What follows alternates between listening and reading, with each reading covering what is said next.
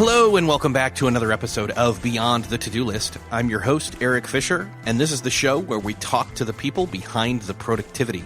This week, I've got a great conversation to share with you that I had with Claire Diaz-Ortiz, who has been on the show 3 times previously. This time, we're going to talk about mentoring, and not just the benefits of mentoring or being a mentor, but how to find the right mentor, how to set it up the best way possible so that it's a mutually beneficial relationship, different types of mentoring, and how mentoring differs from masterminds or accountability groups or even coaching or consulting.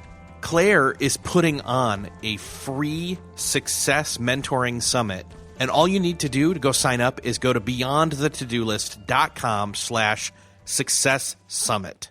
I know you're going to want to make sure to go sign up.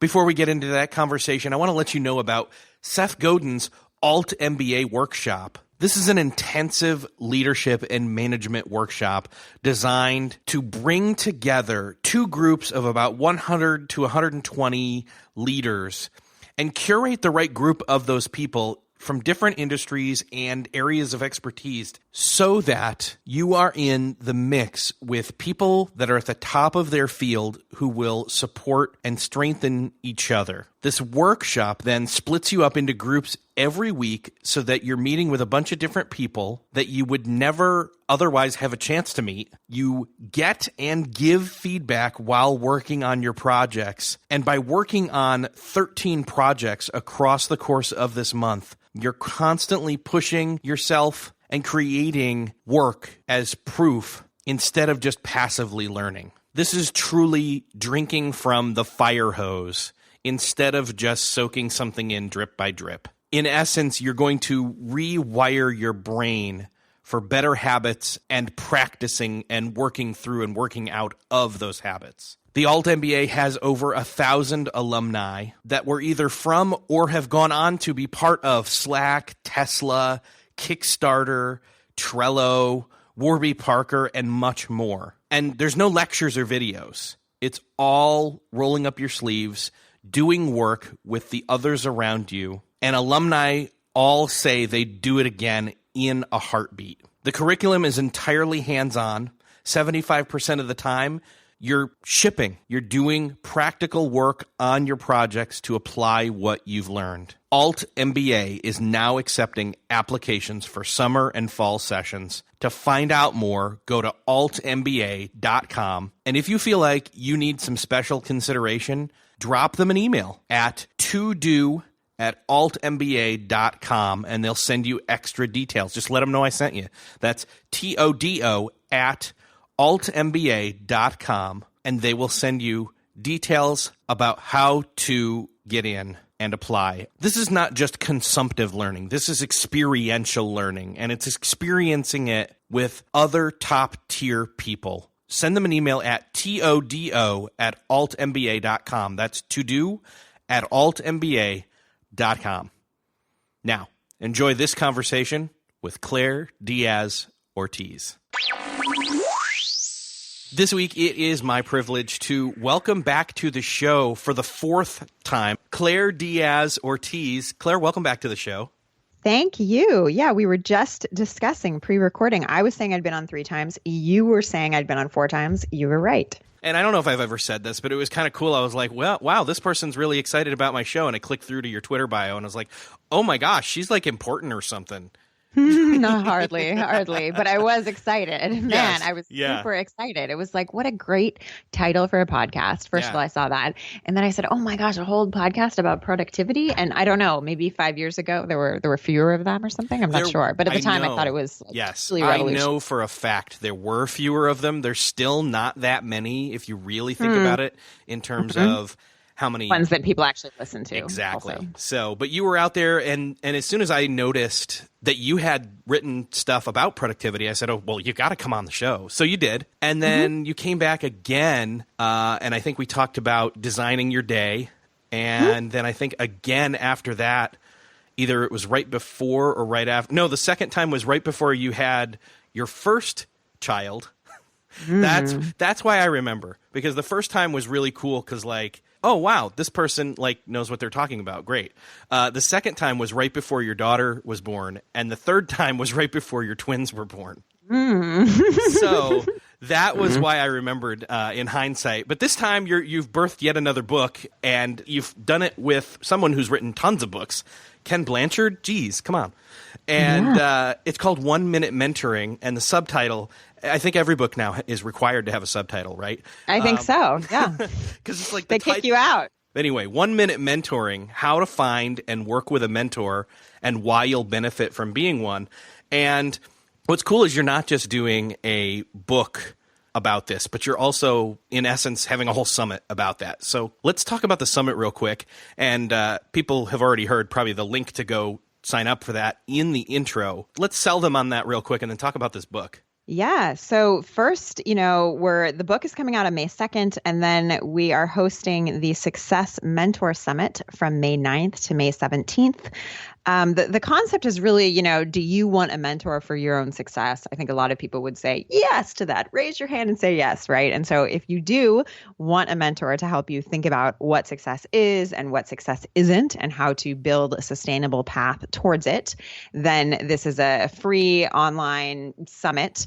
It runs for 8 days, and basically I brought together, 45 awesome people, including the likes of Mr. Eric Fisher, to talk about really what success means. And they're talking about it through the lens of mentoring, through the lens of mindset, and ultimately, just showing you kind of a glimpse into their lives, how they've built success, and how they believe that you can better build a path to your own success, however you might define it. Mm-hmm. And, people listening to this show know that basically the vibe that I have going on with this is having a virtual coffee with people and letting the listener sit at the table next to us and listen in on the conversation. So they're learning by proxy, and people want more of that from me. I get messages all the time where they're asking, questions, or if I have time, or this or that. And, I try to do the whole do for one what you wish you could do for many when it comes to that. And most of us, again, are already sold on this whole idea that having a mentor or even being a mentor is a good thing, and that there's benefits for both the mentor and the mentee. What are some of these benefits in terms of a refresher? Because, again, like I said, most people are sold on this, that either side of the relationship is beneficial. But let's talk about some of these benefits. Yeah. So, it's interesting because when I started writing, this book 3 years ago with Ken Blanchard, I thought I understood the benefits at the time. And it was really only through the process of actually writing this and the process of actually working with him as my mentor that I came to sort of really get a better, more clear understanding of what mentoring is and what it can do for you. So, I think we all probably know that a mentor can help guide you in life, right? That's probably the, Oxford definition is something like, a mentor is an experienced, trusted, and advisor, right? But what does that really mean, and how is it different from other things that are out there? Things like coaching, maybe things like masterminds or consulting or therapy, right? And so one of the things that Ken and I talked about a lot in writing this is just this idea that being a mentor and being a effective mentor is about really being a guide to someone in a holistic way. So as opposed to a coach, you're not focusing on one specific problem that needs to be resolved. You're really focusing on someone's life or maybe someone's work at the same time, and really helping to guide them. At the same time, a mentor isn't someone who says, do this and don't do that. Which is really important. And at the same time, a mentor really brings their own experience to the table. So, of course, if you're in therapy or something like that, you're not going to be hearing about, all your therapist experiences as they opine on some of the directions you could take in life, right? So mentoring is really an effective strategy to kind of level up and seek success that kind of sits in its own category. And I think it it really works because of that. And, I'll say one of the big things I learned through the process of writing the book was kind of really about this idea that a mentoring relationship is really a partnership, and that mentoring kind of goes in both directions. Before I had come to write this book with Ken, I had been a mentor and I had been a mentee, and both of those experiences had been really positive for me. But I definitely did not fully understand really that mentoring is a partnership. It's not a one-way thing, or at least the most effective mentoring relationships are that way. And so for me, the process of writing and the process of having Ken as my mentor, and then realizing that, oh my gosh, he sees me as a mentor in other aspects of life as well, was really, really eye-opening. See, that's very cool to me. One, that you're using the word holistic, and I was almost thinking, friendship. It was almost like a I mean, we don't think of friendship being a one-way thing. The thing that really differentiated it for me, mentoring, from all these other slightly similar but not exactly the same type of relationships like you listed off with, coaching specifically, or even consulting, or masterminds, that those all vary in degree of either the amount of people, the duration of the relationship, or even the specificity of what the relationship is for.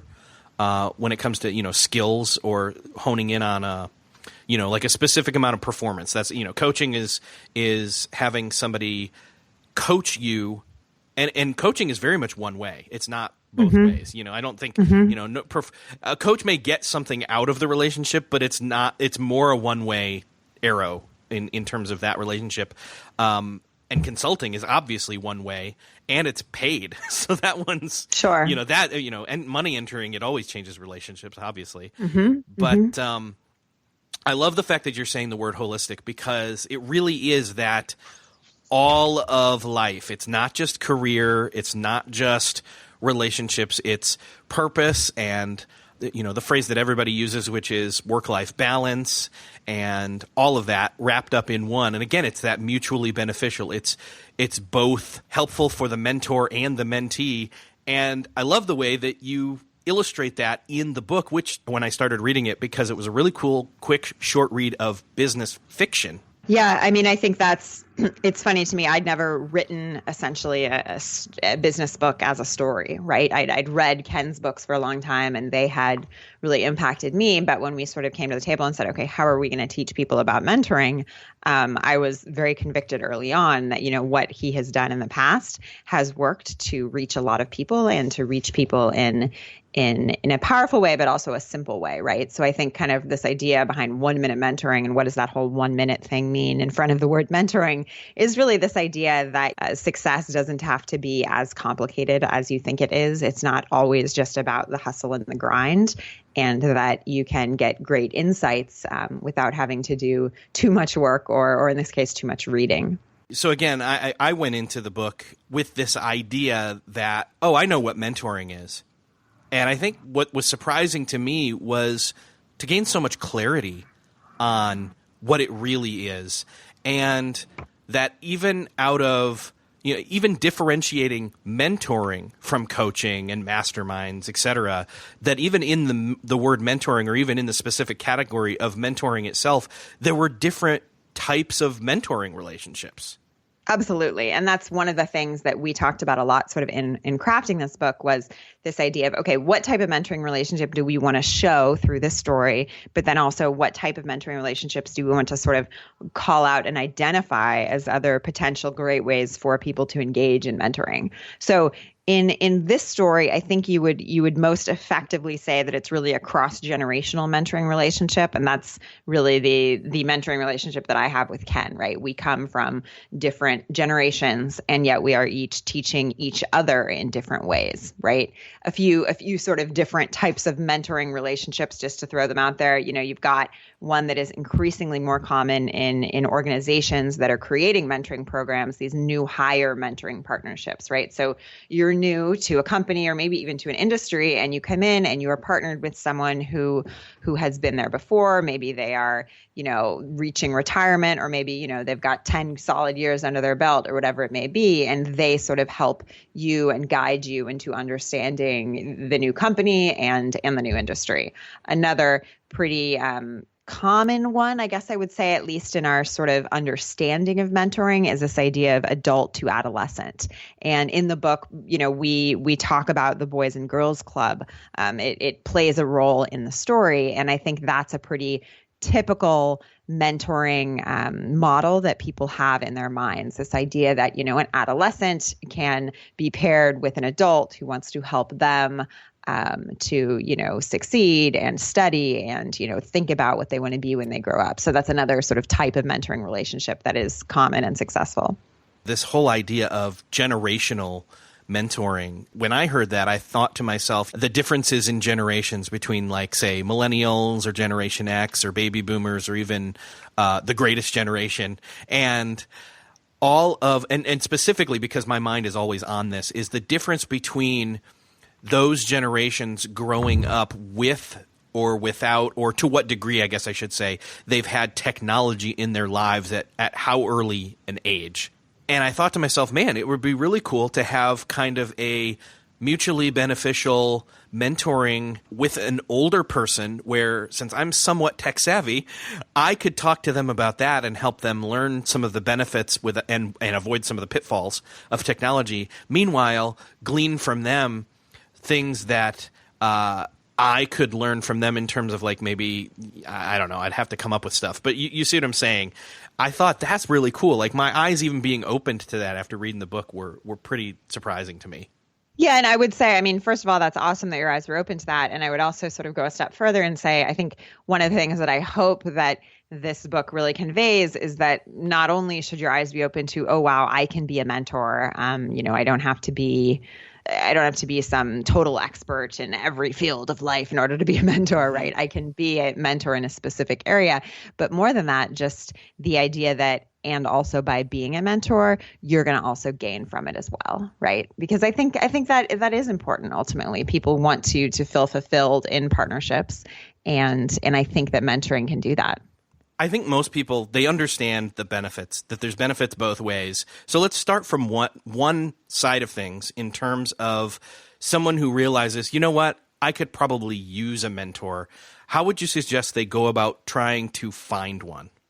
Sure. So I think that the first step is, and Ken and I kind of talk about this really early on, is this idea of identifying what type of mentoring partnership is best for you. And so we touched on a few of those. There's, the new hire one in an organization.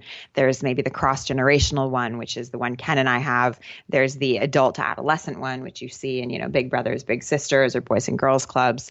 There's the peer-to-peer one, which is maybe kind of what you're saying of, you could potentially be a technology mentor to someone else who could maybe mentor you in a different area, right? So there are all these different types of mentoring partnerships. And I think it's important to first kind of identify what you think would be most useful to you in this season of life. So I would say that's, step one. Once you've identified that, it's about sort of understanding the format and the context in which that can take place. If you're looking for a mentor within an organization that you're already a part of, or within an industry, the great first step is to go to your HR or go to your professional association to see if they already have something in place that could help direct you in a programmatic way. If that's not the case, then it's about you sort of on your own trying to find someone.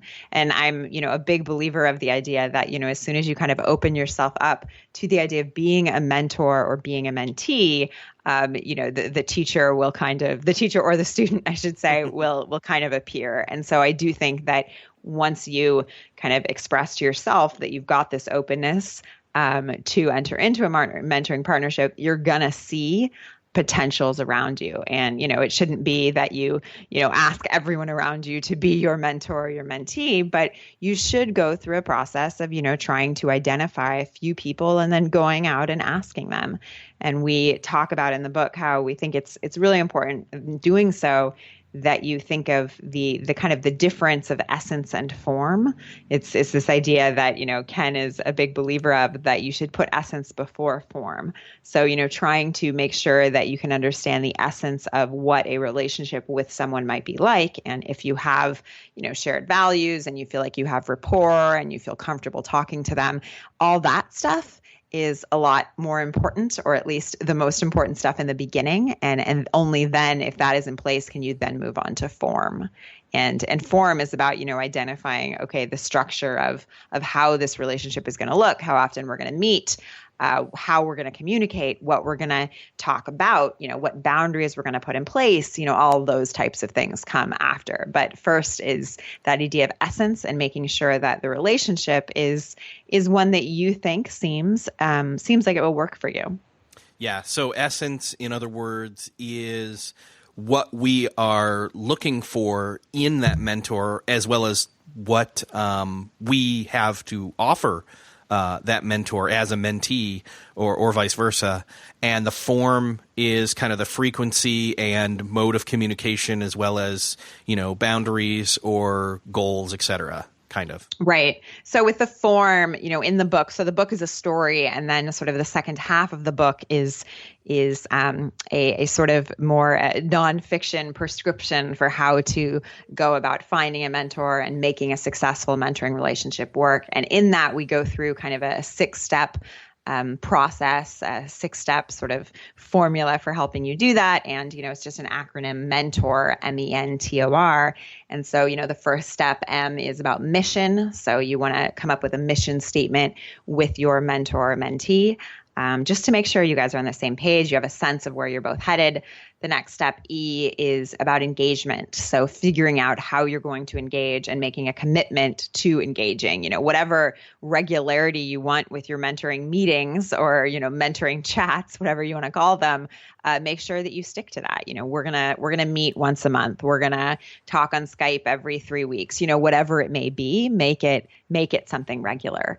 Then you've got ME, then N is networking. And I think this is really important because, this idea that cultivating productive relationships is really critical, is essential when it comes to mentoring, because oftentimes, one of the first reasons that people want a mentor specifically is they want someone who can help them connect with others, to help them kind of, level up in what area of life they're interested in sort of further success in. And so it's important when you think about networking that what you're going to be doing is you're going to be having the opportunity to be introduced to, people in the network of your mentor or mentee. And you've got to really, really tread carefully and make sure that you are, proceeding with caution and with care and, taking care of those relationships, because your mentor or your mentee has built those relationships over time. And by a function of being close with you, they're sort of opening up the kimono. So you've got to make sure that you're taking care with that. And so that's when we get to MENT. Trust it's all about this idea that building trust in a relationship takes time.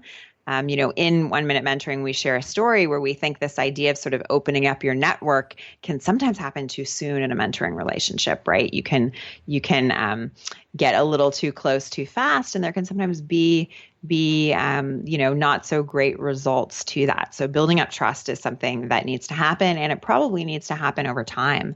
Then you've got, opportunity. You've got to think about why mentoring relationships bring with them great opportunities and how to best take advantage of those opportunities while still honoring the mentoring relationship.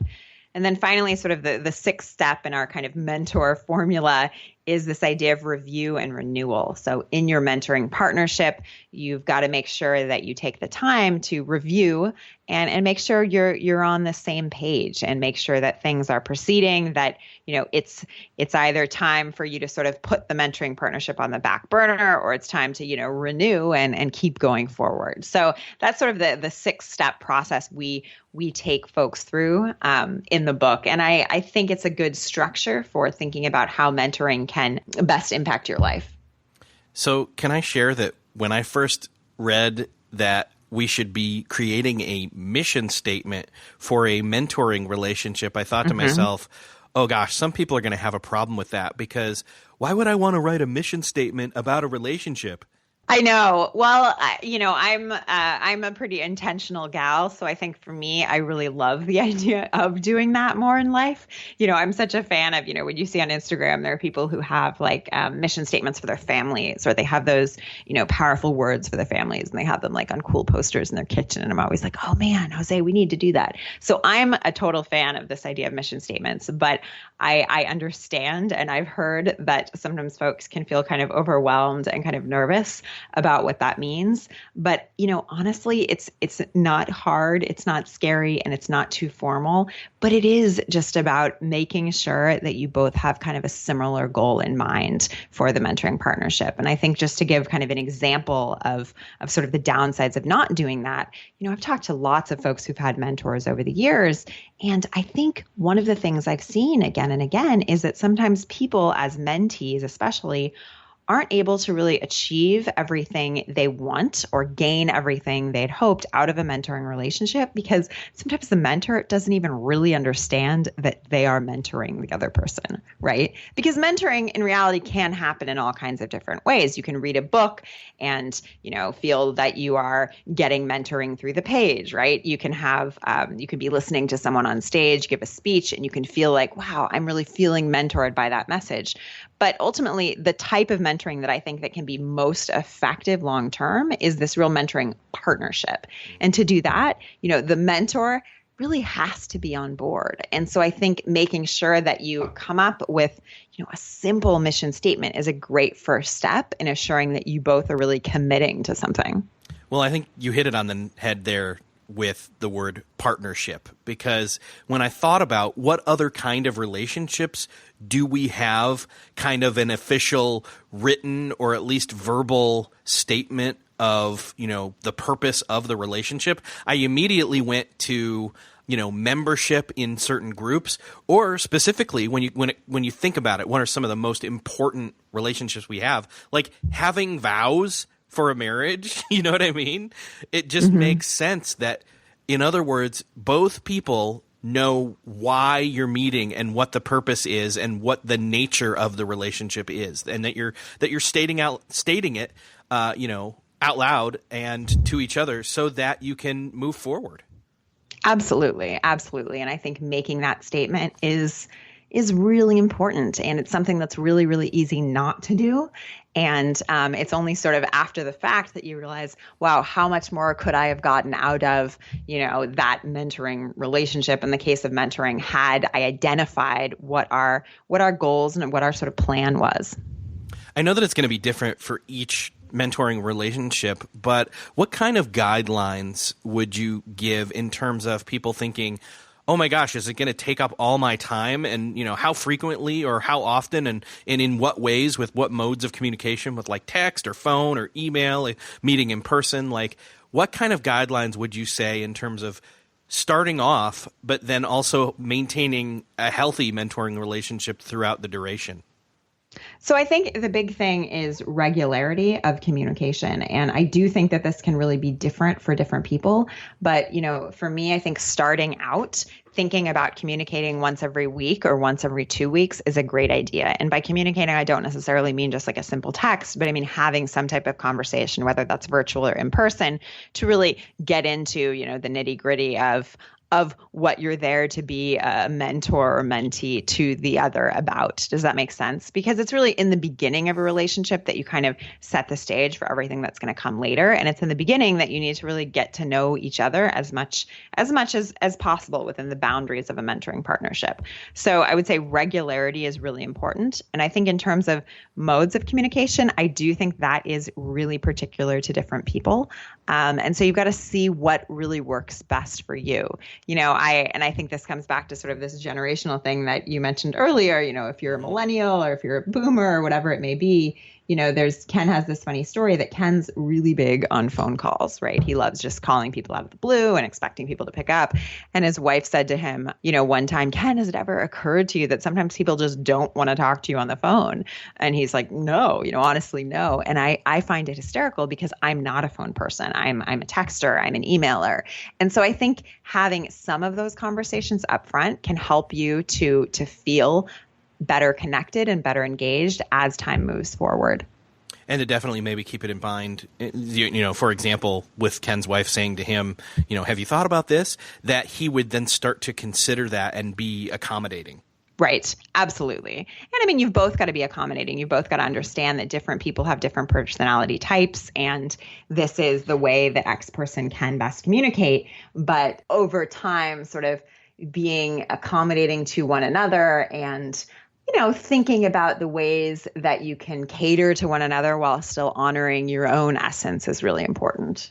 And I think you guys do a great job of illustrating this in the story, in the book, between the mentor and the mentee, that depending upon the urgency maybe of the situation or the request for guidance or advice or whatever you want to call it, that it could be a text or it could be a phone call or it could be a face-to-face or it even could be an email. So that key piece being here is that between the two of them, they had decided what of all those methods and of what urgency was what protocol was okay.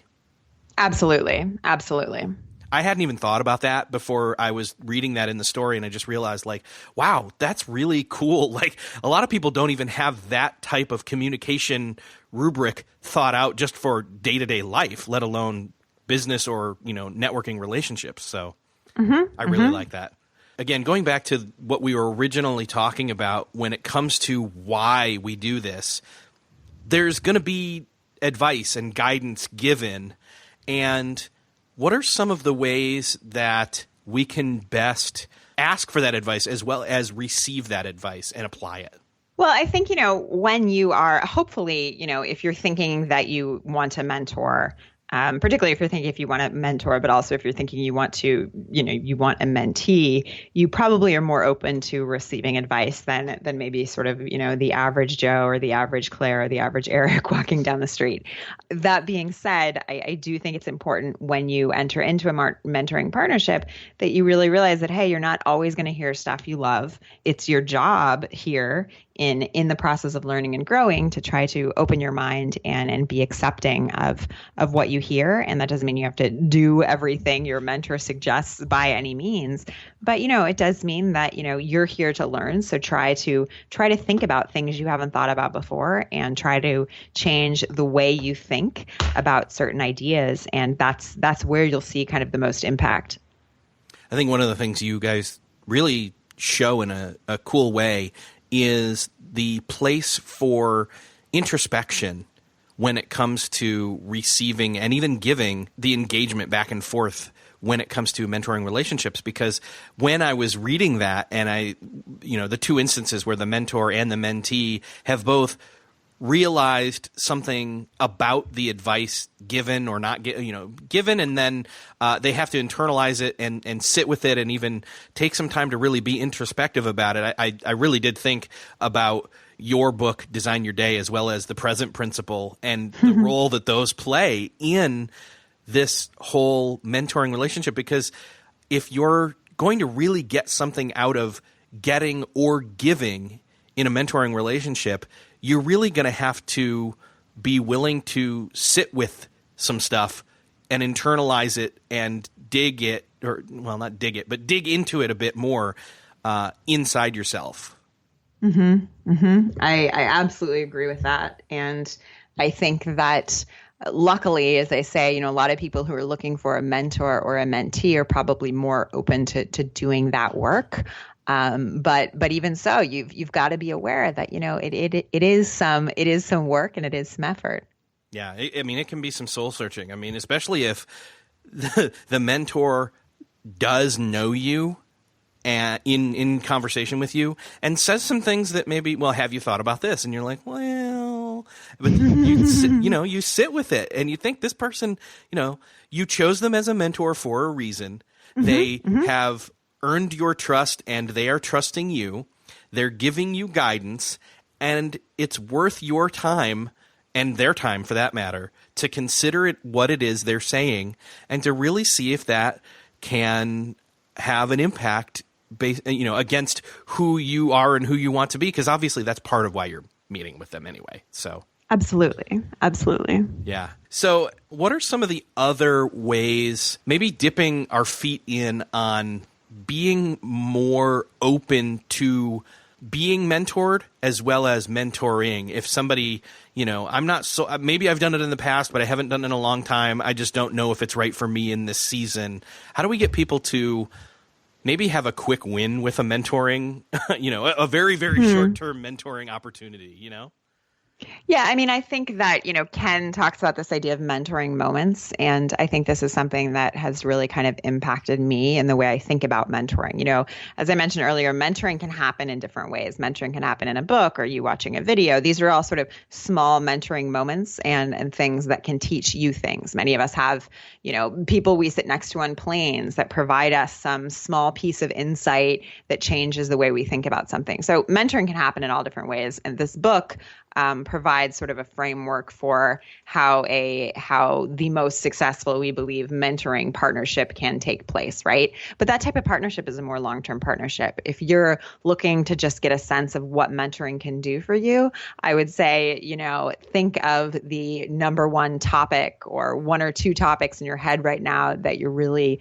kind of wrestling with, and go on Google and find a TED Talk about that topic and just watch it and just have an experience of learning, and maybe you'll have a mentoring moment, right? Or you could do the same thing with reading a book on a topic you're really interested in or feel like you are wrestling with in some way. And I think that's just a great way to show you, hey, this is how mentoring can be effective. And then let's see how, you can take sort of that small mentoring moment and then transition it into, hey, maybe I want to look for a mentor that might be able to really help me think about my life holistically at the same time.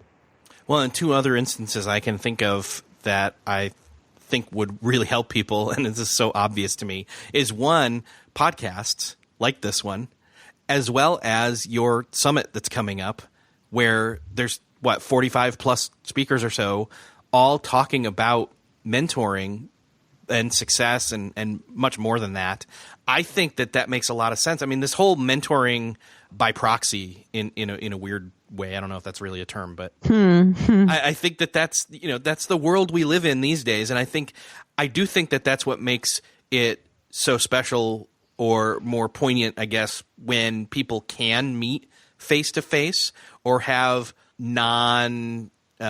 consumptive type mentoring relationships where it's me just reading their book or me just listening to their show or me just consuming or listening or absorbing their stuff, but having it be a two-way thing. But not everybody can find that easily. But hopefully, again, wherever you are locally, that's an option. But it's not your only option, is I guess what I'm trying to get at here. Agreed. So, well, Claire, it has been awesome to have you back on the show again. Again, everybody needs to go sign up for the summit, and I'll have the link to that after I close out this conversation with you. But again, the book, 1 Minute Mentoring, it comes out today, May 2nd, and it's by you and Ken Blanchard, and everybody should go grab it. I'll put a link in the show notes as well. Claire, thank you so much for being here for the fourth time. Yeah, thank you. It's been really fun, Eric. I hope that this conversation on mentoring opened your eyes a bit to the prospects and the potential that mentoring can have for you, whether you're going to be a mentor or be mentored by someone. And again, I also hope that you choose to jump in on Claire's free summit that I am one of the speakers at, as well as many other well-known names, too many to list here. To find out more about this free summit, head on over to beyondthetodolist.com/Success Summit. Also, don't forget to submit your name and find out more information about the Alt MBA. You can find that at altmba.com or shoot them an email at todo@altmba.com. Thanks again for listening to this episode of Beyond the To-Do List. If you appreciated this episode and learned something from this episode, please share it with someone you know would equally learn from this as well. I'll see you next episode.